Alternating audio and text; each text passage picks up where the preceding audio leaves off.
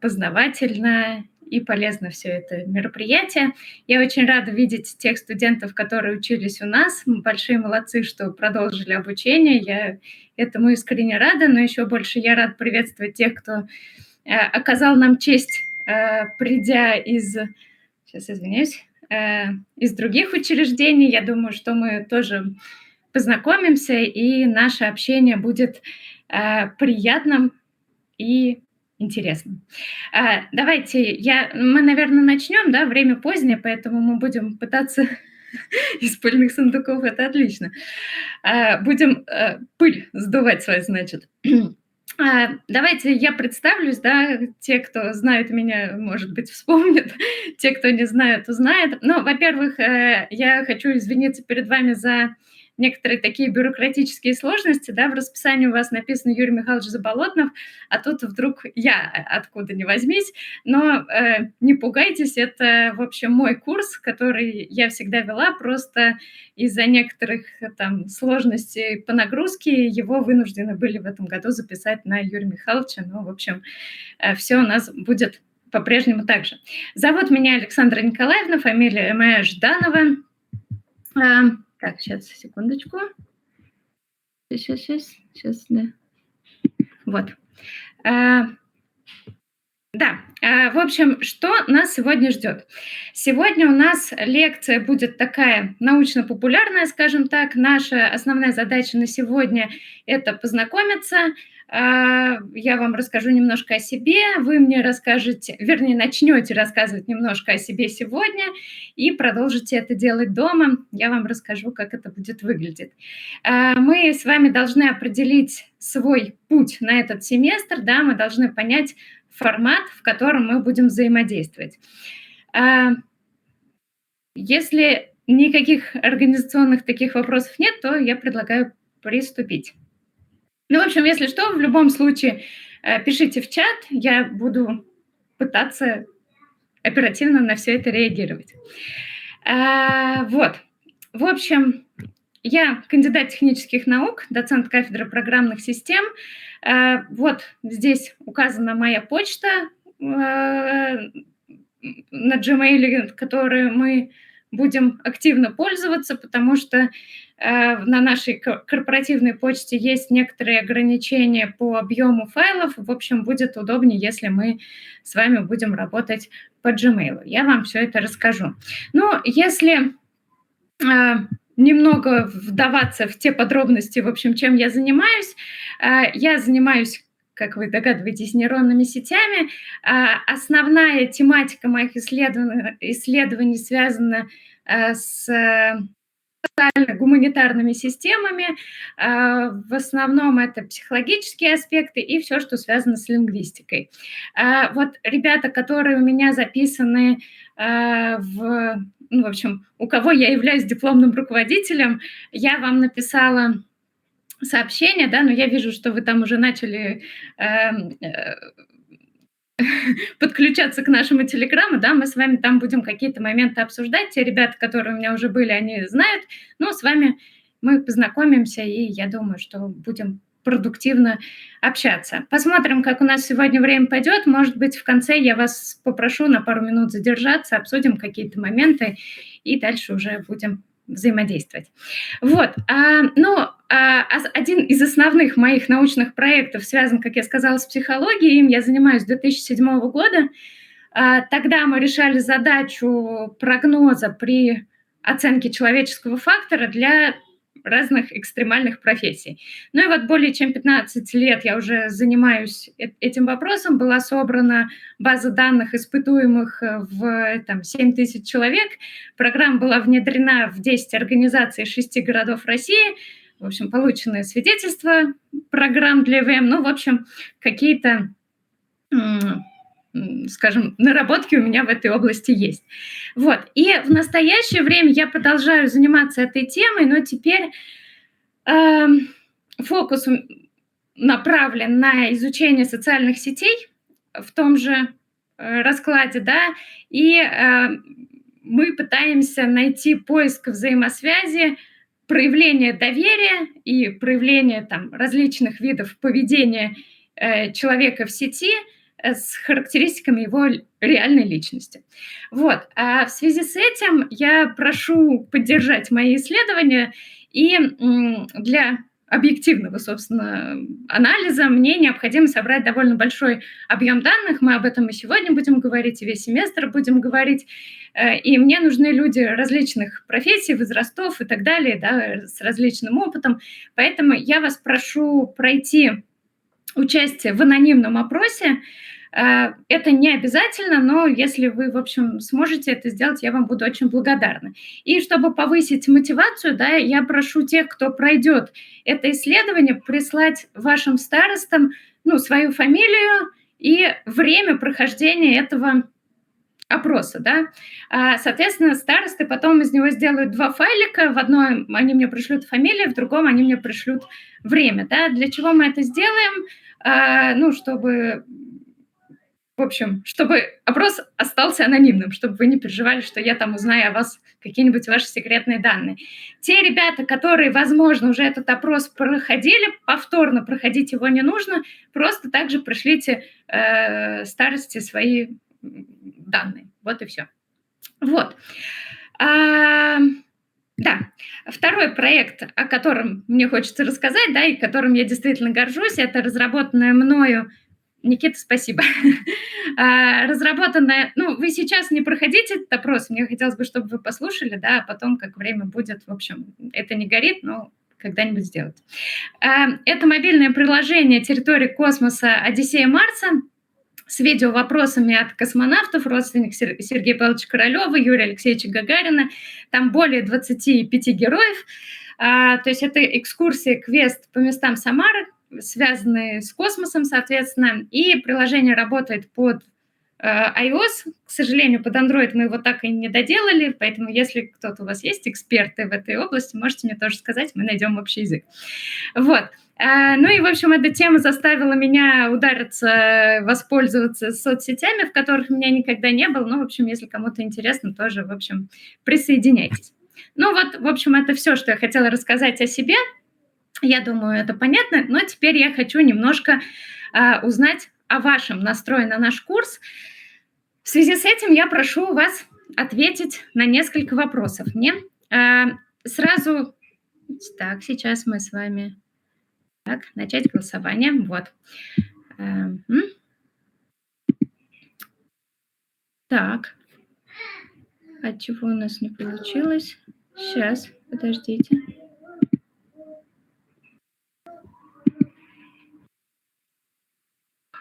Кошмар какой, они обновили. Хорошо, давайте так, я вот так вот сделаю. Представляете, обновили BBB, и он теперь не работает. Вот. Сейчас. Вот, все, вы можете отвечать. Раньше это автоматически просто происходило. Еще раз, не стесняйтесь, отвечайте честно. Здесь нету правильных, неправильных ответов. Мне важно понять, что вы на эту тему думаете. А мы с вами посмотрим на наши результаты, собственно.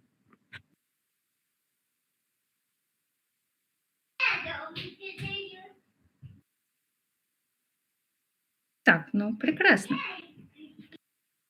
Ладно, кто ответил, тот ответил.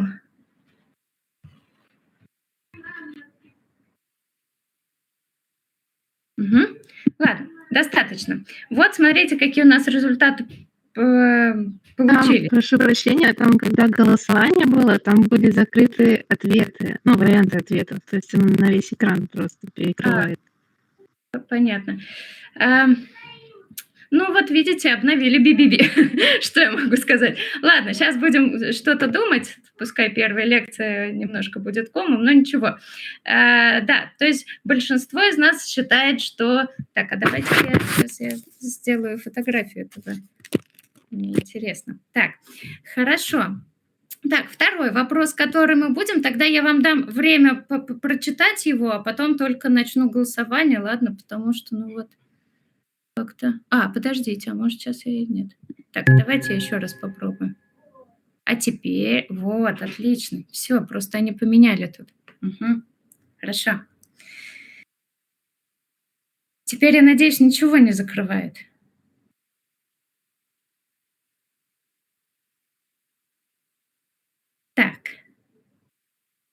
Так.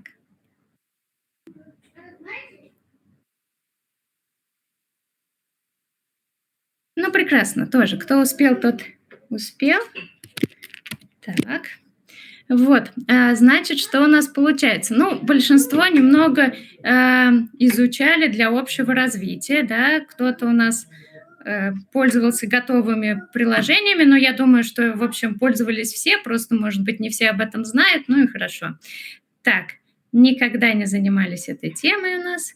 Так, и, в общем, 9 человек у нас, которые хорошо с этим работают. Прекрасно. Давайте дальше. Поехали. Здесь, смотрите, о чем речь.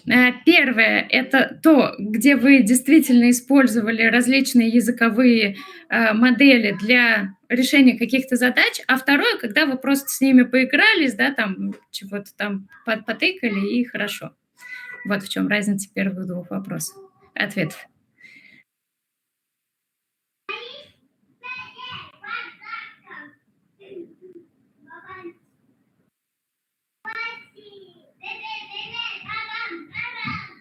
Так.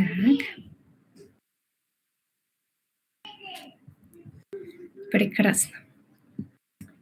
Так, вот еще раз наши результаты. Они, в общем... Ну вот я рада, что среди нас есть люди, которые боятся все-таки восстания машин. Мы об этом тоже поговорим. И сегодня, и весь семестр будем говорить.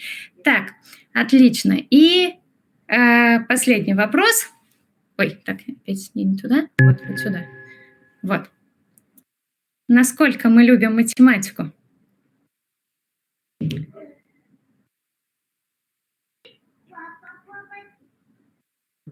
Ага.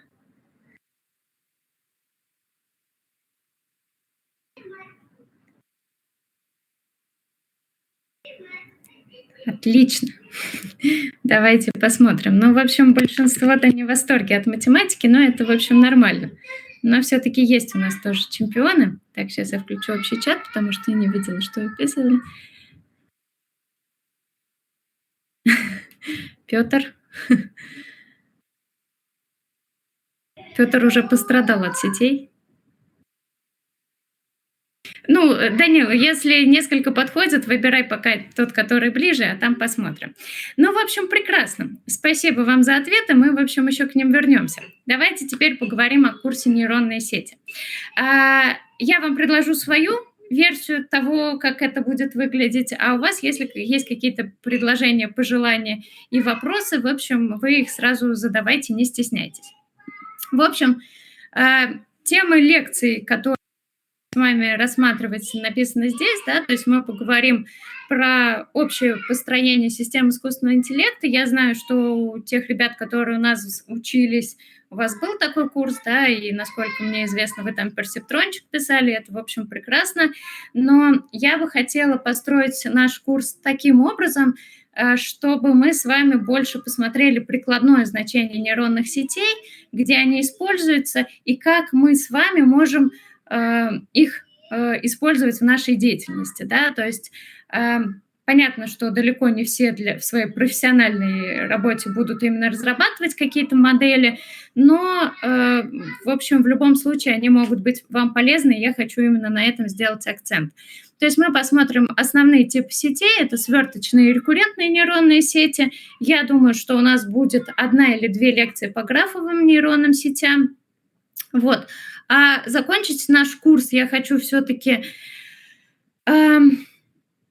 моделями машинного обучения, чтобы вы тоже посмотрели, что это такое, потому что, ну, мы тоже об этом будем говорить, что не все, что решается нейронными сетями, в общем, так и должно решаться, да, есть и другие подходы, которые не менее замечательные результаты могут вам давать. Поэтому, ну, посмотрим, будет еще что-то меняться, но вот примерно у нас план такой. Я, понятно, что не могу вас там как-то наказывать за отсутствие на лекциях, скажем так, но посещение лекций, в общем, я в любом случае буду отмечать, и если мне старосты смогут присылать списки отсутствующих, это вообще будет прекрасно, но так или иначе я буду следить за тем, кто присутствует, у нас будут тоже какие-то небольшие опросики, в общем, активное участие на лекции приветствуется. И чем больше вы будете задавать вопросов, чем будете вы активнее как-то реагировать на мои слова, тем, я думаю, будет легче всем в этой жизни. Вот. Поэтому вот так. Что касается лабораторных работ. Смотрите, у нас будет 3 основные лабораторные работы. Я так думаю. Посмотрим еще, ну, если вы вдруг сейчас скажете, что вам это неинтересно и хотите что-то другое, давайте подумаем. Но как у меня построен ваше знакомство с сетями, да? Первая лабораторная работа – обычные сверточные сети. У нас есть пример, то есть наша задача поработать ручками, потому что, в общем, прелесть и недостаток работы с нейронными сетями, он такой, что, в общем, пока ты это ручками сам не сделаешь, ты ничего не знаешь про нейронные сети, да, ты можешь прекрасно знать теорию, но не попробовав это на практике, в общем, все эти знания довольно бесполезны. Поэтому будем практические навыки свои оттачивать. У вас будут примеры, то есть прям готовая сеть, которая написана под определенный датасет. Вам нужно взять свой датасет, который я вам дам, и вам нужно повторить все то, что есть пошагово, да, для вашего датасета. Ну и написать там небольшой отчет. Это у нас будет первая лабораторная работа. Вторая лабораторная работа. Также есть пример, есть разные модели. Ну вот, прошлый курс очень не любил эту лабораторную работу. Они сказали, что она скучная, очень объемная, поэтому, ну, тоже рассчитывайте свои силы. Здесь вам уже нужно будет найти самостоятельно датасет и попробовать на нем поработать. Ну и третья лабораторная работа уже непосредственно такая произвольного, да, у вас уже не будет ничего готового, и вам нужно будет реализовать свою сеть для, ну, в общем, сделать свою языковую модель. А те, кто, вот особенно 9 человек, которые ответили, что они нейронные сети знают хорошо, мы можем с вами рассмотреть альтернативные задания, и вместо этих 3 лабораторных работ мы можем взять одно задание, да, например, из тех тематик, которые я вам писала, то есть, например, на основе... Почему? До 29 ноября я написала альтернативное задание. Почему? 15 лет. Алексей? Вот. Я вам пришлю тоже список этих тематик. То есть можем посмотреть такой вариант. Почему я говорю до 29 ноября? Мне важно, чтобы... Да ладно вам, да прям. Нет, конечно. Просто датасеты другие. Вот. И, соответственно, чтобы я поняла, что у вас что-то есть, и если что, вас куда нужно направила. Вот. Это что касается лабораторных. Если есть какие-то... пожелания, говорите сейчас. Лабораторные работы можете выполнять в паре, можете выполнять по одному, ну и если кому-то очень хочется, ну, можете втроем выполнять, но это так вот прям совсем, если хочется, очень сильно. Вот, вообще в парах я вам разрешаю ее выполнять. Дальше что у нас будет? У нас будет домашнее задание номер 1. Сегодня я вам про него расскажу. Это, собственно, мой способ познакомить вас с сетями, которые уже есть, с приложениями, которые уже существуют, а мне узнать о вас кое-что, я вам расскажу. Вот. Потом у нас будет практическое занятие. Мы с вами попробуем поработать с данными, попробуем построить гипотезы, посмотреть, как работают дата-аналитики. В общем, ну, я надеюсь, будет интересно. Для этого нам нужно будет... мы со старостами обсудим, со старостами обговорим, когда это будет, а вы обсудите, когда вам удобно. Я не знаю, у вас в параллели, наверное, лабораторные работы какие-то другие есть, да, вот когда у нас стоит. У третьей группы так лабораторные не появились, да, или появились? В общем, ну ладно, но появится, не расстраивайтесь. Я уже дважды писала в учебный отдел, но они пока молчат.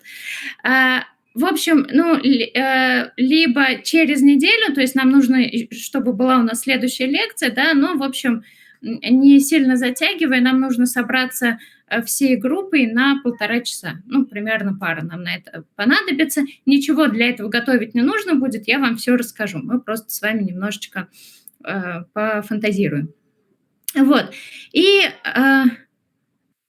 ну вот, отлично. Значит, тогда с 32-й группой мы через 2 недели, ну, через неделю, да, это занятие проведем. Ну, обсудим еще, ладно, не будем тратить на это время.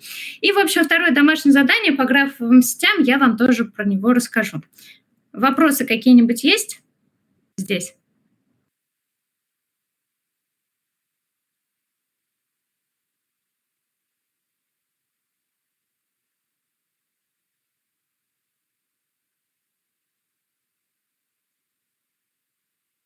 М, да, давайте поговорим про посещение лабораторных работ. Смотрите, лабораторная работа, вы будете приходить и сдавать мне, соответственно, то, что вы наработали, да.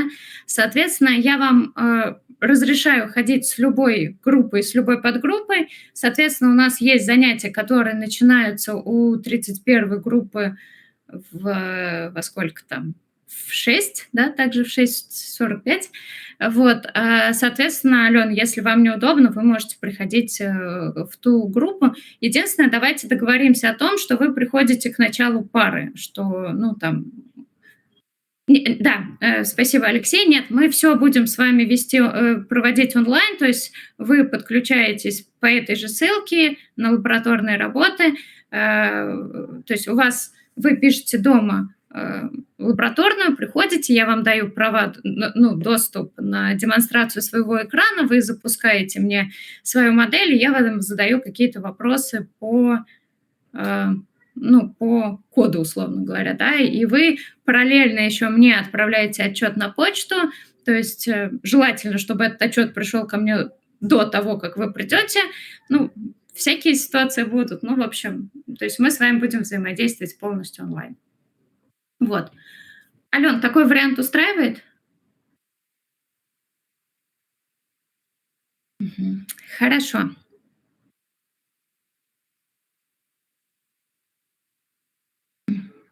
Мгм. Ну да, то есть еще раз, приходим к началу пары, потому что, ну, если вот там без 5:10 кто-то будет приходить, да, в общем, ну, это будет странно. Вот, и придерживайтесь все-таки тех сроков, которые есть, потому что, ну, объем все-таки будет большой.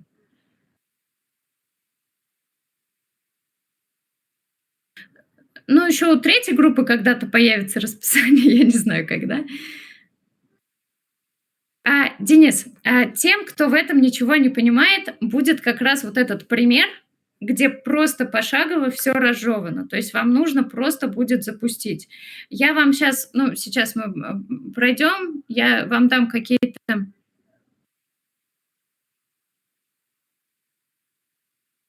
Ага.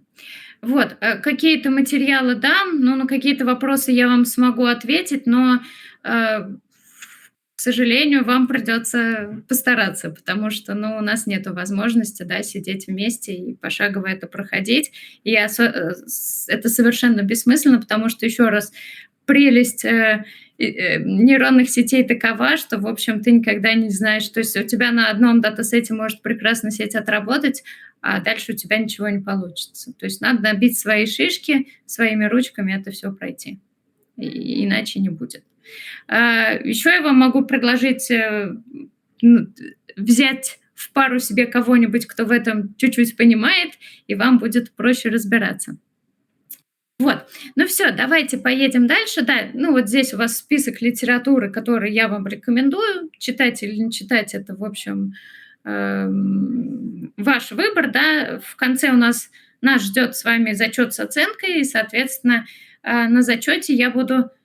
Кстати, да, спасибо, что вы сказали. Давайте я вам буду включать запись лекций, во-первых, и, конечно, презентации я вам всегда буду э, присылать. Напоминайте мне, чтобы я вам запись включала, я могу об этом забывать.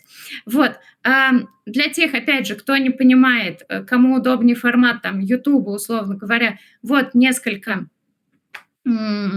интересных, на мой взгляд, ресурсов, где вы тоже можете ручками попробовать. Ну, а дальше будем смотреть по ходу. Из того, что нам еще пригодится, это, конечно, Google Colab. Вы на нем, собственно, будете присылать мне. Да, вот еще спасибо, Денис. Я старост. У вас, наверное, есть какие-то почта группы, или вы еще не создали? Есть. Ну, прекрасно. Значит, мне старосты пришлют эти почты, и я вам на эту почту буду присылать все материалы, которые ну, будут нужны. То есть я вам пришлю лабораторные. Причем давайте, знаете, как я сделаю так как я вам предлагаю альтернативное задание, да, я вам пришлю все 3 лабораторные работы, чтобы вы могли сразу ознакомиться с тем, что вас ждет на весь семестр, но при этом сроки не срываем. Да. Варианты вы тоже будете выбирать сами. Я не буду ничего назначать, но ну, смотрите, я могу, насколько мне надо к вам в канал, могу в канал в телеге вам сбрасывать, могу вам на почту сбрасывать. Ну, решите сами. Иван, обсудим, ладно? Не будем сейчас на это тратить время. В общем, вы мне в отчет будете вставлять ссылочку на коллаб, вы будете запускать все на коллабе, чтобы я прекрасно могла зайти сама и посмотреть, работало это или не работало, запускали ли вы это, не запускали и так далее. GitHub наш любимый, да, вы можете там хранить свой код, если хотите. Еще из полезных, в общем, для меня, например, платформ, да, это вот Nime, это Microsoft Azure, это, в общем, прекрасные программулины, да, в которых куча всяких моделей есть и машинного обучения, и какие-то сетки есть, которые можно дописывать, можно использовать уже готовые. В общем, очень удобные для использования, для решения прикладных задач. То есть вот, например, моделька, которую я делала на моих данных, да, по соцсетям. То есть я могу вот у меня здесь есть экселевский файлик с данными, и я его запускаю сразу по разным моделям. То есть я там подключаю и обычную регрессию, и какие-то там случайные деревья, и нейронные сети, и я сразу могу сравнивать свои результаты по разным моделям. Ну, вот, к сожалению, в курсе у нас этого не будет, но кто с этим работает, в общем, обратите внимание, очень интересные штучки. Все. Организационная часть закончилась, уже полчаса прошло. Давайте я выключу камеру, да, чтобы, в общем, презентация у нас была побольше, а меня было поменьше. И, в общем, поехали. Ну, начнем с того, да, чем грозит нам вообще искусственный интеллект, почему его некоторые люди боятся и вообще что уже сделано на этот момент. Да? В СМИ мы очень часто можем встретить какие-то ужасающие статьи, да, о том, что искусственный интеллект угрожает людям, да, что вскоре автоматизация многих процессов лишит огромное количество людей работы, да, многие профессии просто вымрут. Отчасти, наверное, это действительно так, но при этом не стоит драматизировать эту всю историю, потому что одни профессии уйдут, появятся другие, более технологичные, и, в общем, это нормальный прогресс, ничего страшного в этом нет. Компьютеры, понятно, что у нас используются повсеместно и, соответственно, создают определенную среду. Автоматизация этих повседневных процессов, да, это была основной идеей вообще внедрения этих технологий, да. То есть сейчас, если говорить о том, что более всего используется, да, то есть это искусственный интеллект, это большие данные, виртуальные реальности и интернет вещей. Вот, собственно, 4 этими технологиями можно описать все, что сейчас с нами происходит. Но на самом деле мы находимся в самом начале пути этой, как это называется, цифровой революции, да, потому что, несмотря на то, что эти процессы начались в 70-х годах, мы далеко не на пороге, в общем, этой революции, мы только в самом-самом ее начале. И что из этих базовых 4 технологий понадобится на самом деле, это, в общем, еще большой вопрос, поэтому так или иначе мы будем, в общем, смотреть на все эти моменты. Почему же люди боятся новых технологий? Ну, понятно, что основной страх, он связан с тем, что люди не понимают того, что происходит, люди не готовы к изменениям. И, это нормальная история, да, потому что страх перемен и инноваций, он был с человеком всегда. Тысячелетиями он сохранял ему жизнь, да. То есть то, что знакомо, оно понятно, оно безопасно. Все, что новое и неизведанное, может таить, в общем, определенные опасности, да, и лучше их избегать. То есть это обычная психология. И, например, в 1500-х годах, да, католические священники и верующие, которые были с ними, они поддались панике из-за распространения книг, потому что они боялись, что это способствовать будет распространению ереси, в том числе и знаний, да, и может подорвать власть церкви. В XVIII веке люди бунтовали против станков, потому что, как и сейчас мы боимся искусственного интеллекта, тогда люди боялись станков, что они лишат людей работы. Например, при электрификации Белого дома президент Харрисон отказался вообще прикасаться к выключателям, потому что он боялся, что они его убьют.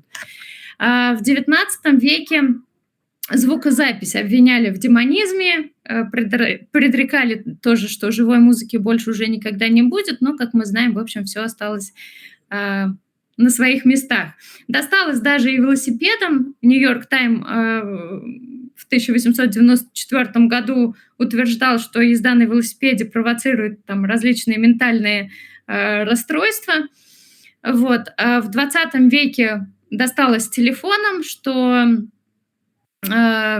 через телефонные линии могли в дом проникнуть злые духи, они убьют живое общение, но тоже, как мы знаем, телефоны довольно безопасны.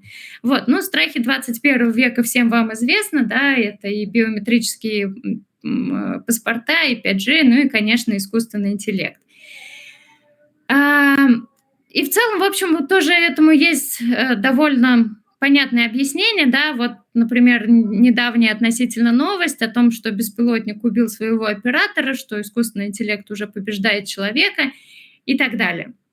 Но, с одной стороны, люди хотят пользоваться благами, да, то есть мы сейчас не представляем свою жизнь без навигаторов, с другой стороны, мы переживаем о своих данных, о том, что ну, в общем, о конфиденциальности наших данных, и она теперь, естественно, всегда под угрозой. Но электричество на самом деле не менее опасно для человека, да, поэтому от детей всегда закрывают там розетки, боятся, что они перекусят провода, но ни у кого из нас не возникает даже мысли о том, чтобы отказаться от электричества и вернуться там к лучине, свечке. Кстати, они тоже опасны. Поэтому, в общем, искусственный интеллект — это уже неизбежность. И если проводить аналогии, да, в развитии технологий, искусственный и есть новое электричество, уже не осталось ни одной отрасли, где не применялись бы технологии искусственного интеллекта. И, кроме того, в мире собралось за последние вот буквально несколько лет очень много данных, и данные называют новой нефтью. И если мы посмотрим на развитие IT-технологий, да, то раньше прорывные какие-то технологии IT были связаны с развитием техники, то в последнее время, в последние десятилетия, скажем так, самые громкие новости в сфере IT лежат в плоскости применения искусственного интеллекта, там, где, казалось бы, вообще это невозможно. И сейчас мы перешли от решения задач автоматизации каких-то рутинных процессов, да, к запросу на уникальность. И благо есть понимание на верхах, да, то есть и Фальков неоднократно высказывался о том, что для нас приоритетным становится понятие «человек в информационной среде». То есть если мы не будем иметь конкурентоспособные социогуманитарные знания, мы не обеспечим действительный прорыв в области естественных наук. И главное, что об этом, собственно, говорят люди, которые влияют на мировые процессы развития общества. То есть они говорят о том, что в ближайшие десятилетия востребованными станут именно там философы, филологи, люди, которые могут критически мыслить и понять данные, получаемые через алгоритмы. Да? То есть там те же программисты, условно говоря, будут просто обслуживающим персоналом. Поэтому мы не хотим быть обслуживающим персоналом, мы хотим сами влиять на эти процессы и сами создавать те системы, которые, в общем, могли бы что-то сделать для этого мира, скажем так. И вот, лично для меня, да, лучшим примером человека-гуманитария в этой области стал Олег Рогинский, который в 32 года стал мультимиллионером, создав систему на основе искусственного интеллекта, которая помогала руководителям компаний выстраивать маркетинг, продажи там, и так далее. Да, он ничего не понимал в технологии, просто верил, что это возможно, и мог четко сформулировать там задачу программистам, которые смогли это автоматизировать. Как вы все знаете, да, много профессий в IT, постоянно появляются новые. Вот сегодня я вам как минимум о 2 расскажу. И первая профессия – это разработчик цифрового контекста. Да? То есть развитие технологий позволяет решить огромный спектр задач. Да? Если специалист в прикладной отрасли может грамотно определить, что ему нужно, здесь кроется залог успеха. Да? То есть многие из вас знают, что спорт высоких достижений просто невозможен без использования компьютера. Олимпийцев развитых стран уже давно готовят исключительно с использованием искусственного интеллекта, то есть данные, которые получают с датчиков движения, анализируются и какие-то рекомендации выдаются. Еще один интересный пример – это производство стейков в Воронеже, где нейронные сети анализируют волокна мяса по срезу и таким образом назначают цену этого стейка. И мой любимый пример – это в Татарстане фабрика, птицеферма, где считают, что каждая курица уникальна, искусственный интеллект следит за передвижением по ферме каждой курицы, и если активность какой-то курицы меняется, то специалисты обращают на это внимание, и таким образом они избегают эпидемии и всяких других неприятностей. В общем, кто бы мог подумать, да, куда это все может завести. Вот. Надеюсь, что я вам привела... сейчас. В общем, достаточно примеров, чтобы убедить вас в нужности искусственного интеллекта, и у вас появилась хотя бы мотивация к его использованию, к его изучению, к его разработке. И вот мне очень нравится эта картинка, да, чем отличается автоматизация от искусственного интеллекта. То есть в автоматизации мы говорим компьютеру, что вот у нас есть инструкция, пожалуйста, сделай так же. Искусственный интеллект от нас хочет данные. Мы ему даем данные, мы говорим, что мы не знаем, как точно это работает, придумай, пожалуйста, сам. А дальше уже наша задача решить, правильно он придумал или неправильно. То есть вот очень наглядная картинка, и вот, соответственно, мы с вами будем заниматься чем-то вторым. Что было дальше? Дальше мы рассмотрим то, что, в общем, как развивался искусственный интеллект.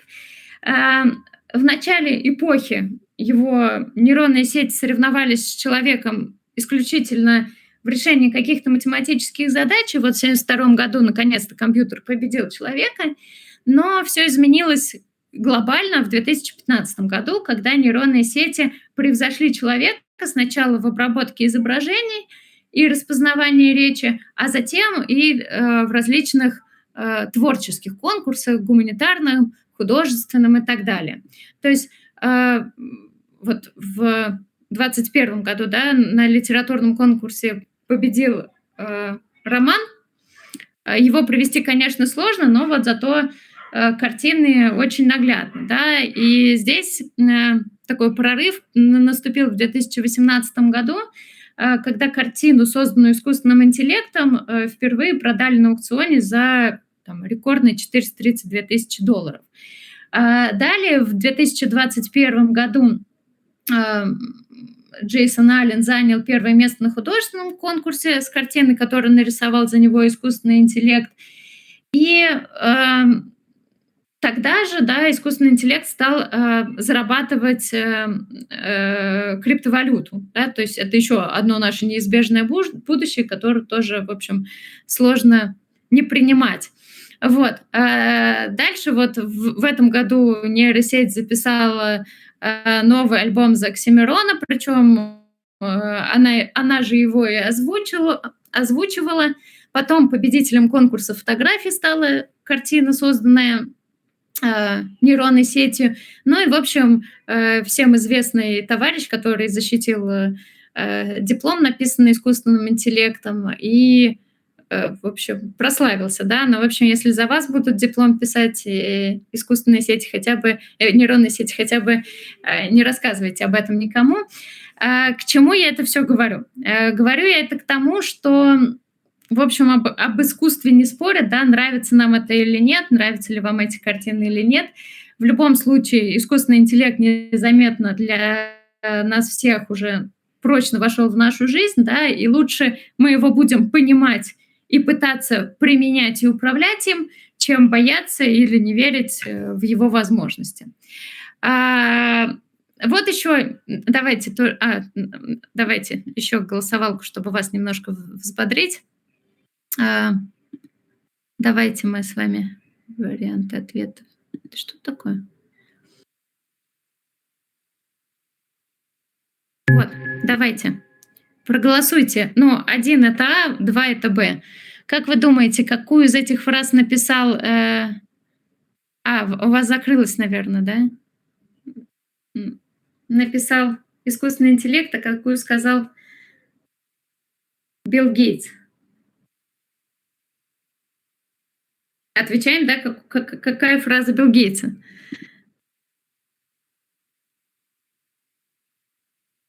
Нет, так, еще раз, давайте отвечаем, какая фраза Билл Гейтса.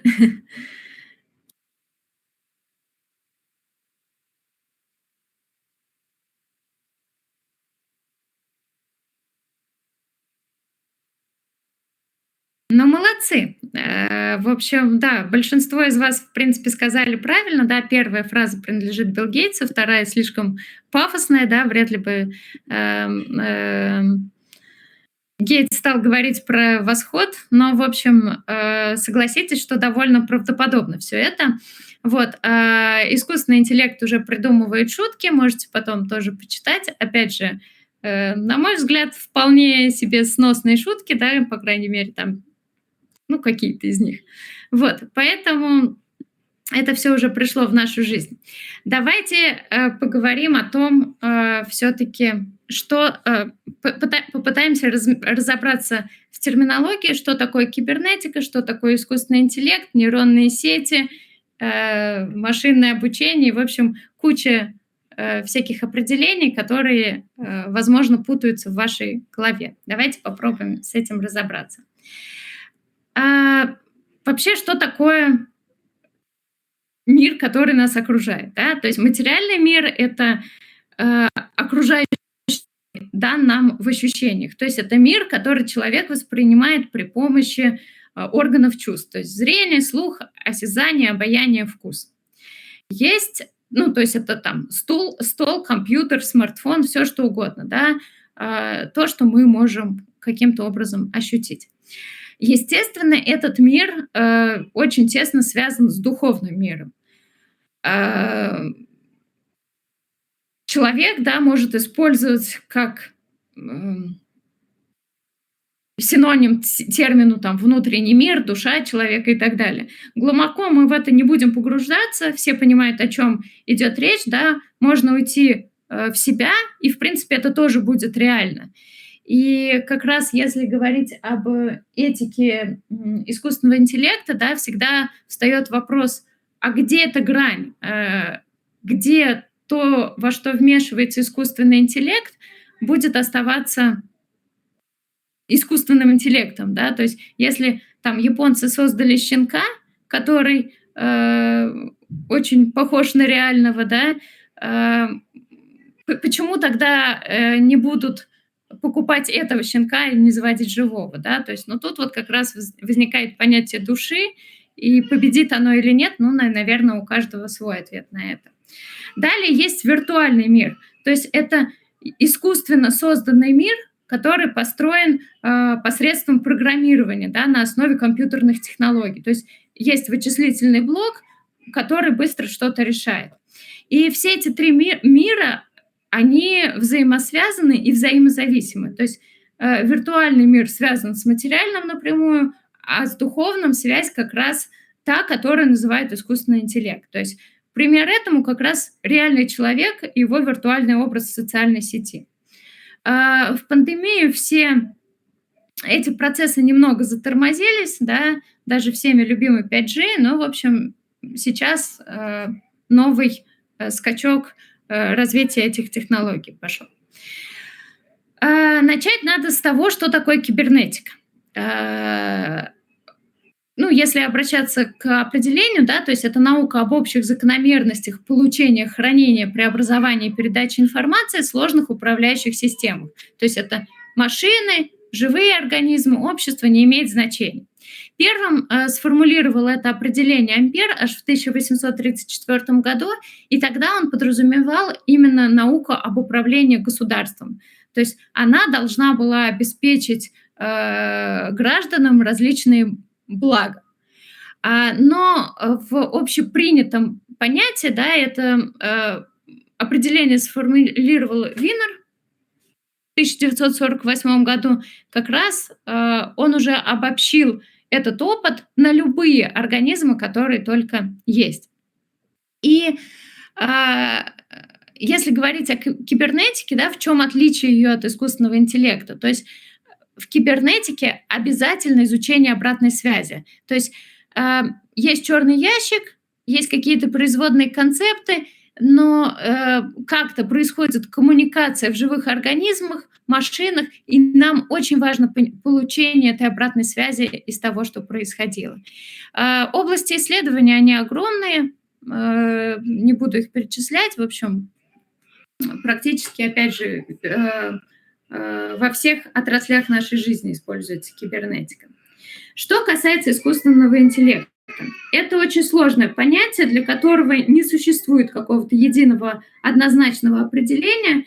То есть, если мы посмотрим на те классические определения, которые есть, которые самые близкие. Но первое – это наука и технология создания интеллектуальных машин, особенно интеллектуальных компьютерных программ. Второе – это свойство интеллектуальных систем выполнять творческие функции, которые традиционно считаются прерогативой человека. То есть понятие искусственного интеллекта, оно используется специалистами в различных областях, там, писателями, журналистами, в бизнесе, в науке, и разные специалисты вкладывают свой смысл в это понятие. Именно второе определение, да, про творческие функции имеет в виду, когда говорят об искусственном интеллекте в нашей среде. Да? То есть если машина может создавать себе подобных, это искусственный интеллект. А если машина умеет отличать там кошечек от собачек, это не совсем интеллект. Да? Это просто процесс, но, в общем, споров очень много в этом. И важное замечание, которое я хочу сказать, я не знаю, что нашим ребятам говорили, что говорили тем, кто не у нас учился, да, если вы сталкивались. Часто говорят, что искусственный интеллект, нейронная сеть, да, это модель мозга человека. Неправда. То есть не обязательно искусственные нейронные сети ограничиваются биологическим правдоподобными методами. Да, то есть, возвращаясь к черному ящику, не важно нам, как получилось что-то, важно то, что получилось. Вот идея искусственного интеллекта. И эти два аспекта, да, про кошечек-собачек и, в общем, создание себе подобных, они привели к появлению терминов сильного и слабого искусственного интеллекта. То есть гипотезы звучат так, что некоторые формы искусственного интеллекта могут действительно обосновывать и решать проблемы. То есть мысль такая: если кто-то создал алгоритм, значит, уже это не искусственный интеллект. Но если то, что создали, осознает себя, неважно, как человек или нет, там, как кошечка, там, муравей, как что угодно, это уже интеллект. И внутри себя он будет мыслить, не опираясь на те алгоритмы, которые в него были заложены. И в самом широком смысле искусственного интеллекта называют как раз способность компьютера решать те же интеллектуальные задачи, которые способен решить человек. То есть вот это понятие можно разбить на разные уровни. То есть сначала, да, это там возможность, ну, машина, способная воспринимать и понимать мир через сенсоры, то есть анализ звука, изображения, все что угодно там. Второе, когда она способна придумывать и создавать уже новые образы, например, те же изображения, видео и тексты. И мы видим, что сейчас это, в общем, очень популярно. И третье– это способность решать интеллектуальные задачи, например, это шахматы и го. И последнее, да, это машина, которая способна переключаться между задачами, творчески решать сложные интеллектуальные задачи и, в общем, создавать что-то реально новое. И на сегодня, несмотря на бум нейронных сетей, да, существует все равно только узкоспециализированный искусственный интеллект. То есть машины, которые способны решать одну данную интеллектуальную задачу. То есть она умеет, например, распознавать лица, другая умеет играть в шахматы, третья делать машинный перевод, но это все разные сетки, это не одна сеть. И, в принципе, при этом неважно, да, с использованием существующих технологий создать этот общий искусственный интеллект или машину, которая там будет решать более сложные интеллектуальные задачи. То есть, например, если мы возьмем там обычного персонального помощника, да, то есть общий искусственный интеллект, он подразумевает, что машина сможет полностью заменить этого помощника целиком. То есть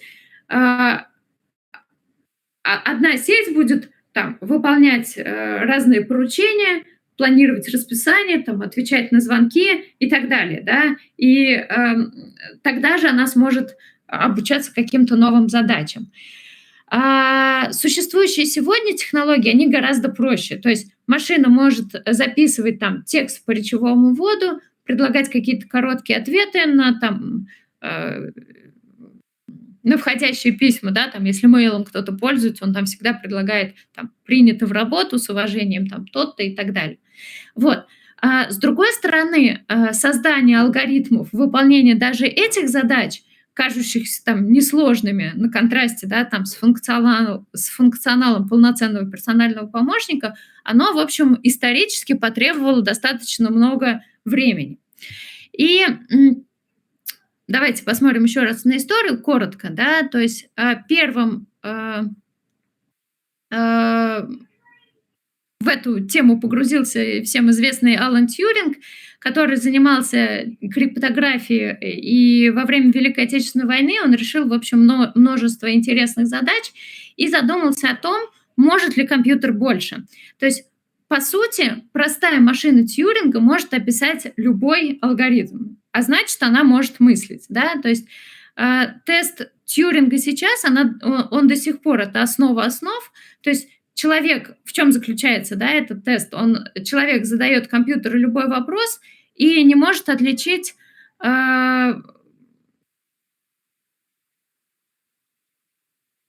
Сейчас. И не может отличить, отвечает ему машина или человек. Всем известный тест капча, да, который, ну, не знаю, меня лично он ужасно раздражает, я не знаю, как вас, когда, да, тебя там просят найти там светофоры, лестницы, автобусы и так далее, но, по сути, это, в общем, обратный тест Тьюринга тоже, так что каждый из вас с ним сталкивался. Денис, ну, лекции смотрите сами, в общем, какие-то пометки вы можете себе делать, в принципе, все презентации будут, я на них специально стараюсь много писать текста, основные какие-то моменты, чтобы, в общем, это у вас в любом случае оставалось. Ну и плюс будет запись, поэтому решать вам, нужно или не нужно записывать. Я проверять конспекты не буду. Вот. И, собственно, в 20 веке, да, было предпринято много попыток на то, чтобы пройти тест Тьюринга, то есть, например, программы ELIZA в 1966 году, но при этом ни одна из них к цели значительно не приблизилась. То есть сегодня практическим проведением теста Тьюринга занимаются довольно много организаций по всему миру. То есть там есть конкретные правила проведения этого теста, они варьируются в зависимости там, от площади, там, и длительности теста, сколько раз компьютеру нужно обмануть человека там, и так далее, и так далее. В 2014 году тест, организованный там, на базе Лондонского королевского общества, по-моему, он был пройден программой Жени Гусман. Он имитировал ребенка, то есть ему допускалось, что он не знает каких-то вещей, потому что он ребенок, но вот он смог обмануть жюри в 33% случаев. То есть а порог там, по-моему, 30%, если я не ошибаюсь, был. Вот. И несмотря на то, что тест Тьюринга нередко подвергается критике, да, в частности, там, за то, что он помогает определить, смогла ли машина имитировать человека, но не оценивает ее там настоящие способности решать интеллектуальные задачи. Но в любом случае, в общем, это очень интересная штука, которая столько лет до сих пор никем не побита. Вот. Но только в 1945 году появился огромный компьютер размером с комнату, да, который был, по сути, калькулятором. Поэтому, в общем, все идеи Тьюринга, они были тогда не к месту. А вот в 1956 году состоялся Дартмутский семинар. Изначально это должен был быть философский семинар, но стало понятно, что, в общем, на нем обсуждается что-то конкретное, да. И хотя ни одной системы еще в помине не было, да, было утверждено название для новой области науки Artificial Intelligence, и философское понятие, вот это, которое там было сформулировано, через год уже было создано ряд лабораторий по изучению искусственного интеллекта в ведущих университетах мира. И, собственно, в 50-х годах 20 века, всем тоже известный, я думаю, американский нейрофизиолог Фрэнк Розенблат, он разработал любимый персептрон, то есть это математическая модель, которая как раз как будто бы моделирующая восприятие информации человеческим мозгом. Как раз позднее выяснилось, что, в общем, это далеко не так, что человеческий мозг устроен значительно сложнее, но тем не менее. Персептрон Розенблата, он был реализован несколькими годами позже, да, на компьютере IBM, который уже был способен распознавать рукописные буквы латинского алфавита, и этим он заслужил много внимания со стороны бизнеса и государства в том числе. Было много надежд возложено, но продвинуться далеко тогда не получилось, потому что, в общем, техника не позволяла это. И вот этот период стали называть зимой искусственного интеллекта. И в начале 80-х годов получили широкое распространение экспертные системы, то есть программы, которые имитировали знания и умения человека. Для создания таких программ, соответственно, проводился подробный опрос экспертов, там, где выясняли, да, каким именно образом нужно решать ту или иную задачу, да, по каким там правилам психолог, я не знаю, отвечает пациенту или там врач определяет диагноз и так далее. И полученные правила потом реализовывались в виде компьютерной программы, и в общем, это очень бурно начало развиваться, но экспертные системы очень быстро достигли своего потолка. И это вторая зима искусственного интеллекта. Но, тем не менее, экспертные системы по-прежнему используются в некоторых областях, например, там, в задачах с естественным языком, да, очень сложно найти метрику, которая могла бы автоматически определить, хорошо компьютер перевел там текст или нет. И тут тоже привлекаются эксперты. Ну и в той же медицине до сих пор ничего лучше экспертных систем, конечно, нет. Вот.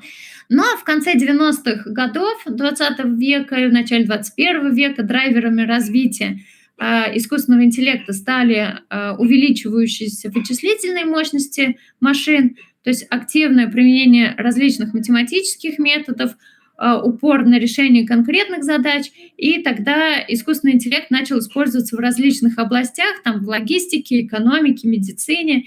И одним из самых известных прорывов стало, ну вот вы люди молодые, наверное, вы, наверное, не помните, но вот разработка суперкомпьютера Deep Blue, который обыграл в 1997 году, вы, наверное, еще не родились тогда, действующего чемпиона мира по шахматам Гарри Каспарова, он, конечно, тогда... Алексей, мы с вами, мне уже нравитесь. В общем, наделал очень много шума. Вот. И в 21 веке уже одним из основных драйверов разработки алгоритмов искусственного интеллекта стали данные, которые накопились за все это время, и акценты в сфере искусственного интеллекта сместились в сторону таких областей, как раз машинное обучение, анализ больших данных и так далее. И в отличие от экспертных систем, которые формализовали человеческий опыт в виде программы, машинное обучение оно извлекает знания из большой базы, да, благодаря чему получается более точный алгоритм, и который корректно работает там в разных случаях. И в 2011 году компания IBM представила систему Watson, которая способна находить ответы на вопросы, которые задавались на естественном языке. И для демонстрации навыков система сыграла в Америке в игру, но это аналог нашей своей игры, и, соответственно, обыграла соперников. И в 2015 году затем британская компания DeepMind, это один из крупнейших сегодняшних лидеров в области искусственного интеллекта, представила систему AlphaGo, которая обыграла чемпиона мира по игре Go. Ну, кто не знает, да, Go, она намного сложнее шахмат, они где-то похожи, но сложнее, потому что там очень много возможных всяких позиций и создает сложности в применении алгоритмов, вот этих поисковых ходов, которые активно используются в Deep Blue как раз. И вот основа этого AlphaGo, она, в общем, там заложены алгоритмы машинного обучения, которые обучались на, там, по-моему, 160 тысяч, что ли, партий профессионалов, то есть это огромный объем данных. Вот. А в 2020 году американская компания OpenAI представила GPT-3. В прошлом году я вот эту лекцию, презентацию 2 недели исправляла, потому что в прошлом году, когда я говорила GPT-3, никто не понимал, о чем я говорю. За последние полгода, конечно, очень активно это все на слуху стало. Ну и вот как раз GPT-3, она способна была генерировать англоязычные тексты, которые были неотличимы от написанных человеком. То есть там сохранялась тема, то есть по объему тексту, грамматической корректности и так далее. И в 2020 же году компания DeepMind представила AlphaFold, которая решала задачу прогноза третичной структуры белков, да, то есть это одна из сложнейших и важнейших задач в современной биологии, решение которой не могли найти там более 50 лет. Ну, в 2022 году появился известный всем уже ChatGPT, то есть это система чат-ботов, которая, в общем, способна общаться как живой человек. И вот в 2023 году китайская компания Alibaba, о том, что они сделали модель, которая в 10 раз круче чата GPT. Единственное, там есть ограничение, что нельзя про их, собственно, президента ничего формулировать, но и система работает только на английском и китайском языке, пока дальше неизвестно, как это все будет развиваться. Зачем вообще нужно обучение для сетей? Да? И вот очень такая наглядная картинка, как же вот эти вся эта терминология взаимосвязана. То есть искусственный интеллект включает в себя множество областей математики, информационных технологий, биологии, физики и других наук. Да? На сегодняшний день технологии искусственного интеллекта и обработки больших данных активно используются в бизнесе. Они где-то соприкасаются, где-то они расходятся, но, собственно, подходы-то плюс-минус одинаковые, да, и мы не знаем, что на самом деле выстрелит, большие данные или там те же нейронные сети. и выделяют несколько смежных областей, которые отвечают за разработку, собственно, этих технологий. И вот если мы посмотрим, да, то есть машинное обучение — это класс методов искусственного интеллекта, которые характерной чертой, да, которых является не прямое решение задачи, а обучение в процессе применения решения множества сходных задач. Глубинное обучение, да, иногда называют это глубокое обучение, ну, deep learning, в общем, это подобласть машинного обучения, где в качестве алгоритмов используются, собственно, нейронные сети. И хотя это относительно новое понятие, с одной стороны, но связана она как раз с 70-ми годами, и сейчас как раз из-за мощного развития аппаратной части она получила новую жизнь. Да, и опять же, опыт подсказывает, что там лет через 10-15 появится что-то новое, и, в общем, не знаю, продолжит эта жизнь или нет. Далее, Data Science. Это концепция объединения там статистики, анализа данных, машинного обучения и связанных с ними методов для понимания и анализа реальных явлений. Да? То есть тут важно что понимать, что не всякая работа с данными относится к искусственному интеллекту. Да? То есть если у нас там сидит аналитик, который делает выводы по графикам, ну, в общем, это никакой не искусственный интеллект. Да? И при этом не все алгоритмы искусственного интеллекта разрабатываются с использованием данных. Да? То есть там те же экспертные системы, которые мы уже говорили. Но при этом множество современных интеллектуальных систем основаны именно на обучении по данным. То есть это машинный перевод, распознавание изображений, речи, там, прогнозирование поведения клиентов и так далее. То есть во время обучения по данным алгоритм изучает... Да, Семен.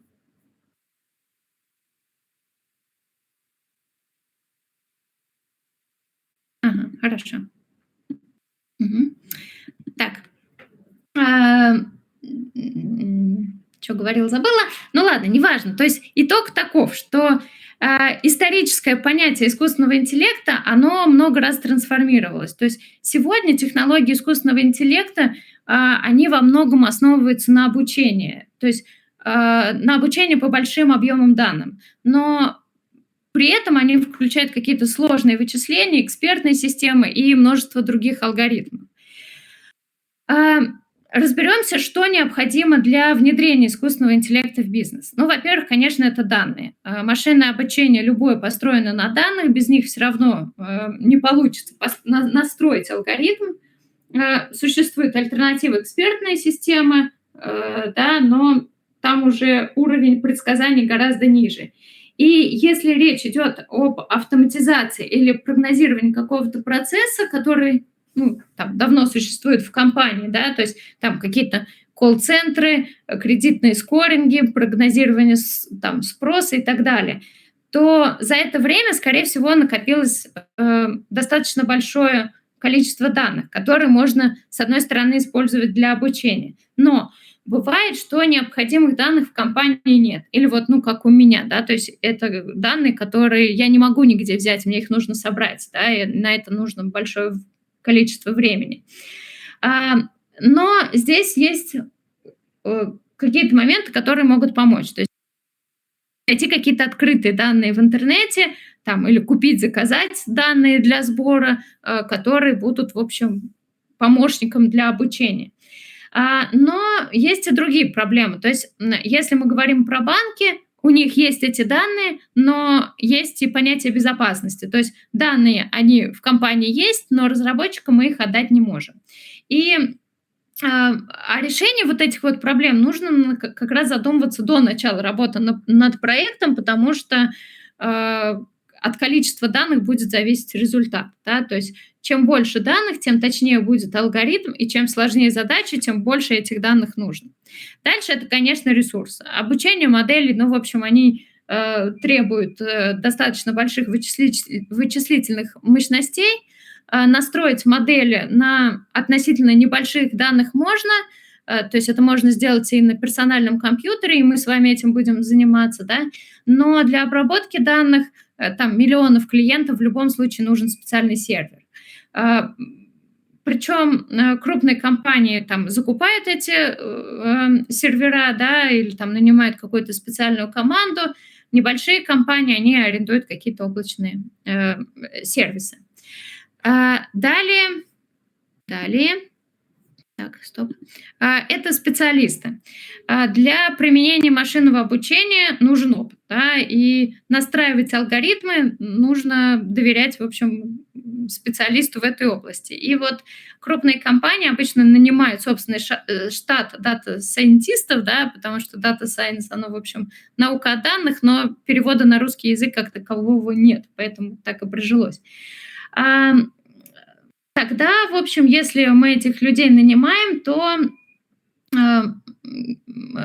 если мы их нанимаем, да, то заказчик нас должен снабдить данными, которые описывают суть задачи, какие-то метрики устанавливают, а специалист уже непосредственно занимается построением модели.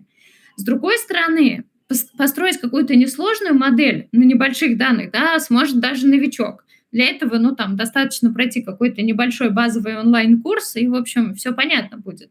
Но тогда в данной ситуации важно, чтобы эти данные были однородными, чтобы в них не было ошибок, да, чтобы они были, в общем, качественны. Потому что очень важно понимать, что специалисты в машинном обучении, они, как правило, не очень хорошо знают эту прикладную область, да, там, как с курицами. Кому из вас могла прийти эта идея, да, следить за передвижением куриц?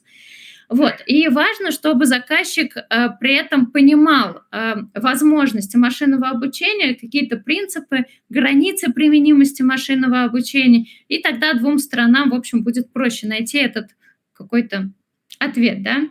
Ну и последнее – это метрики.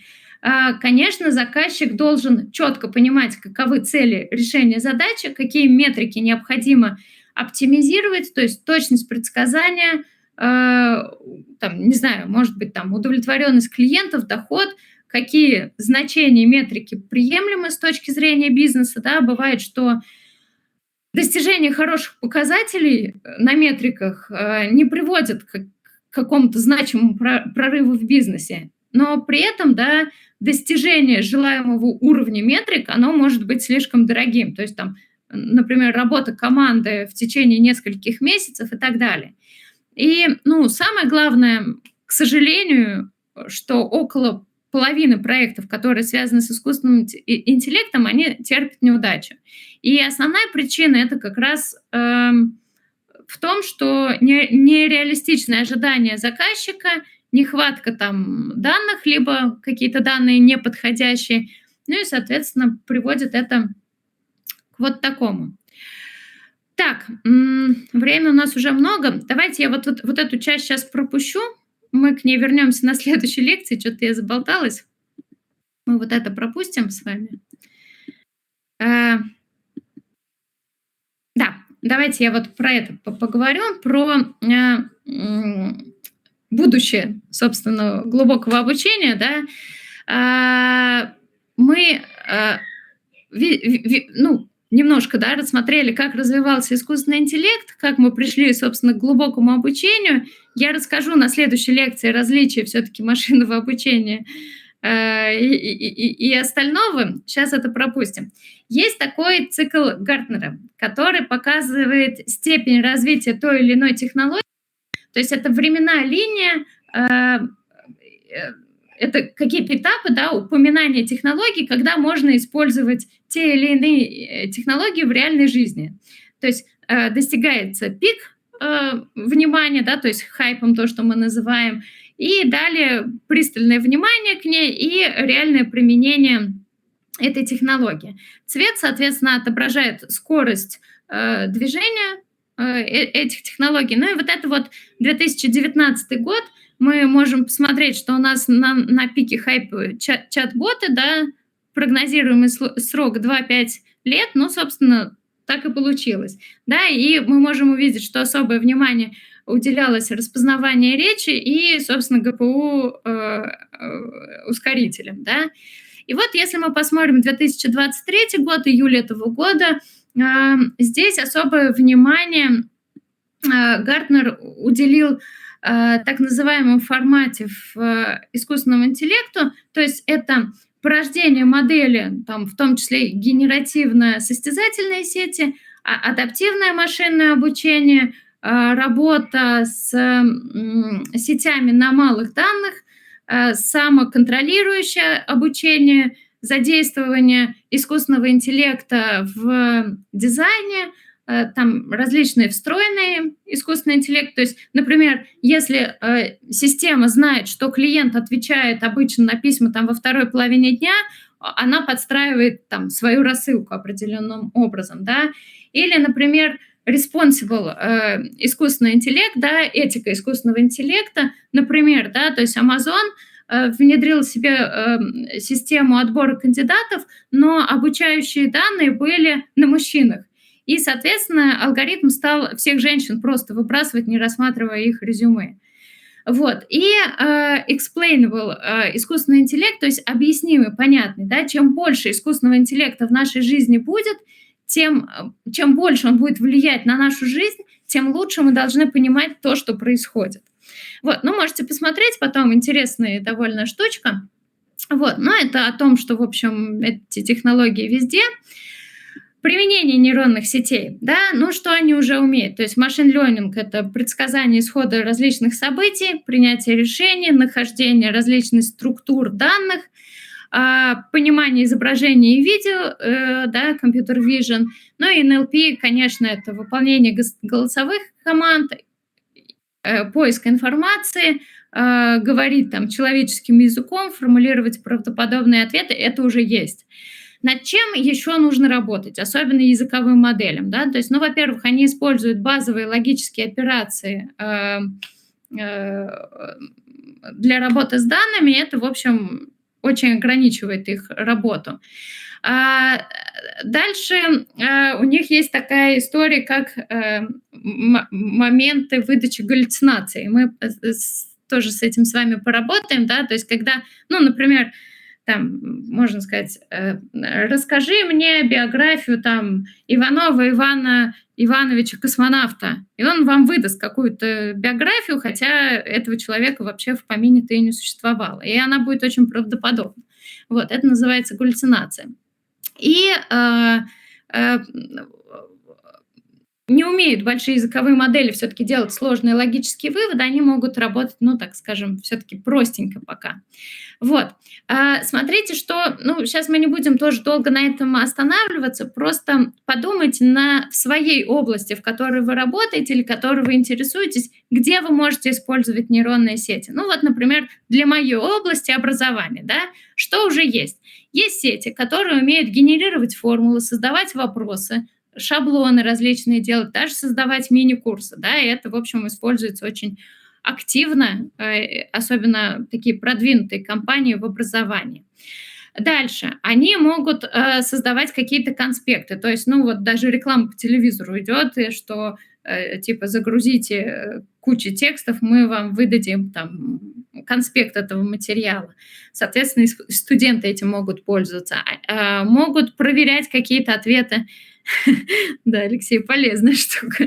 Главное, не хуже, чем студенты зачастую. Вот. Дальше различные картинки можно делать, да, кто-то создает там различные рекламу своего курса. У меня товарищ всякие, ну вот, объявления для продажи чего-то, он в сетей пишет эти рекламные штуки, в общем. Вот. Куча систем, которые генерируют различные изображения, опять же, там, для оформления презентации и так далее, но моя презентация вручную сделана, так что я плохой сапожник без сапог. Вот. Но кто-то вот даже и презентации готовит, в общем, с помощью них. Могу рассказать, как я пользовалась нейронными сетями в реальной жизни. У меня тут портал N1, N+1, такое большое научное издание, они решили игру, квест сделать, клуб космической романтики. И там, в общем, идея в том, что планеты там рассказывают о своих спутниках, и, в общем, ну, как человек представляется. И потом мне нужно было там... Ну, они меня позвали сначала... типа по космонавтике там придумай, а потом оказалось, что там галимая астрономия, а, честно, астрономия не мой конек. И я, в общем, это все написала, а потом думаю, насколько там это все правильно. И что я делала? Я спрашивала чата GPT, который, к моему удивлению, по-русски очень хорошо разговаривает, и вот он результат, который мне выдал. Я была, честно, поражена, что он даже понял о том, что ну вот, да, то, что тут написано, что планета представлена как персонаж с определенным характером. По-моему, это круто. И, конечно, тексты, ну, вообще неотличимы от человеческого. Вот. Давайте быстренько подведем итоги, ответим на вопросик, что же такое искусственный интеллект? Поменялось ли у нас мнение у кого-нибудь? Продолжаем ли мы бояться? Так. Ну хорошо, в общем, продолжаем, но будущее у нас есть все равно, определенно. Вот, и вот это самый главный для меня вопрос, ради которого все и было. Какие у вас ожидания от курса? Тоже прошу отвечать весьма честно. Опрос анонимный, то есть что вы хотите получить от этого курса?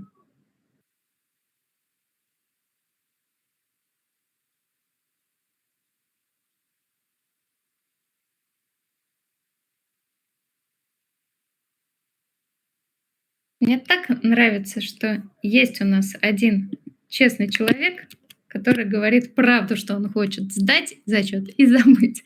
Вот. Ну хорошо, идея-то понятна. То есть с учетом нашей математической подготовки я постараюсь сделать так, чтобы, в общем, математики с одной стороны было немного, с другой стороны мы ее не избежим, потому что ну, нейронная сеть это ничего более как математические модели. Ну, я постараюсь это объяснять вам довольно просто. Вот. Ну, мое мнение, что в любом случае тандем человека и искусственного интеллекта создает будущего, но всегда нужно говорить об этике. Я на эту тему могу говорить долго, но, в общем, времени у нас на это нету. Я очень советую вам посмотреть вот это интервью. Там много, ну, вот для себя я, например, открыла Ускову в этом интервью, и, в общем, там много интересных моментов, но это, в общем, кому интересно. Домашнее задание. Из чего же оно будет состоять? Быстренько рассказываю и отпускаю. Простите, что мы так задержались, но что-то, в общем, пошло. Смотрите, наша задача попробовать те сети, которые уже есть, те модели, которые уже есть, а многие они приведены в моей презентации. Вы можете брать любые другие, если хотите. То есть мы будем с вами изучать генеративные модели искусственного интеллекта. То есть это системы, которые вы задаете запрос, какие-то параметры, и оно вам придумывает новое содержание. Соответственно, есть такая новая профессия, как промпт-инженеринг. Можете посмотреть вот этот курс от Сбербанка. Он очень коротенький, там, в принципе, его за 15-20 минут можно прощелкать, если не вчитываться, но там какие-то интересные моменты есть. То есть как правильно написать запрос, чтобы результат получился тот, который нужен. У вас будет задание состоять из 2 частей. Вам, это вот к вопросу о том, что я хочу с вами познакомиться. Вам нужно будет провести анализ 2-3 существующих приложений, вот они написаны. И вот 5 пунктов, которые вам нужно сделать. Вам нужно пообщаться с чат-ботом на любую тему, которая вас интересует, по работе, по увлечениям, все, что хотите. Сделать так, чтобы он сгенерировал вам таблицу, логотип для того, чем вы хотите заниматься, заставить его, то есть дать вам заведомо неправильную информацию и сгенерировать какое-нибудь поздравление в стихах. Это может быть любой ваш человек, там мама, папа, я не знаю, жена, муж, друг, ну, в общем, кто угодно, собака, кошка, кто угодно. И дальше вы должны мне прислать будете вот такую табличку, ну, вернее, она может выглядеть как угодно, просто что там должно быть. Вы должны показать диалог, ну, вот, в общем, те 5 пунктов, которые есть, и оценить, насколько сеть умеет отвечать на вопросы, задавать вопросы, искать информацию, насколько естественно она выражает свои мысли, насколько вы найдете ошибки у него, поэтому я и говорю, что нужно все-таки та область, в которой вы что-то понимаете, да, насколько быстро она это делает, ну и какую-то обобщенную оценку этим там 2-3 сетям дать. Это первая часть. Вторая часть – провести сравнительный анализ 2-3 приложение на основе сетей, которые работают с изображением. То есть вам нужно обработать свою фотографию с помощью приложения, сгенерировать изображение для своей области интересов и заставить сделать так, чтобы сеть, ну, в общем, сразу было видно, что это сделала сеть, а не человек. Ну, вот, в общем, то, что оно сделало со мной, похоже, не похоже, судить вам. Можете сравнить фотографию на первом слайде с тем, что получилось. Вот. И, собственно, тоже сравнить эти сети. Да? Ну, приложите мне оригинал фотографий, потому что, как вы видите, не всегда можно узнать в том, что получилось, то, что было. Вот. Опять же, ну, те, кто переживает там за конфиденциальность и так далее, я не настаиваю, это там фотография может быть там спиной, там боком, нога, рука, ну, все что угодно, куда ваша фантазия вас приведет. Ну и, в общем, сделать вот такую табличку. Фух, все. Простите меня, что так долго. Обещаю в следующий раз заканчивать все-таки быстрее. Еще раз, рада была всех видеть. Тогда с ребятами, которые у меня на дипломе, давайте мы все-таки в Телеграме начнем общение. Да, все задания вы мне присылаете вот на эту почту. algoritm@gmail.com. Вот. Такой небольшой вопрос. А задания индивидуальные или также можно делать и по группам лабораторных? Давайте, наверное, мы все-таки сделаем индивидуально, я так думаю. Ну, просто 2 фотографии загрузите, да, там, или, ну, да, ну и области интересов-то у вас у всех разные. Нет, давайте мы это задание делаем индивидуально, а вот лабораторная работа непосредственно будем уже делать вместе, там, где уже что-то серьезное у нас было. А здесь просто поиграйте, посмотрите, познакомьтесь с сетями. Все, всех отпускаю. Спасибо вам большое за внимание. А еще микровопрос. А по срокам сдачи этого задания? Все есть. Дать 4 октября. Данил, давай, наверное, не сегодня. Давай мы сначала обсудим и как-нибудь соберемся отдельно. Уже поздно, я думаю, что все устали. Мы договоримся с ребятами, они еще подумают. Ну, в общем, я сначала вам всем скажу, чтобы вы подумали, а потом уже решим. Все, всем спасибо, до свидания.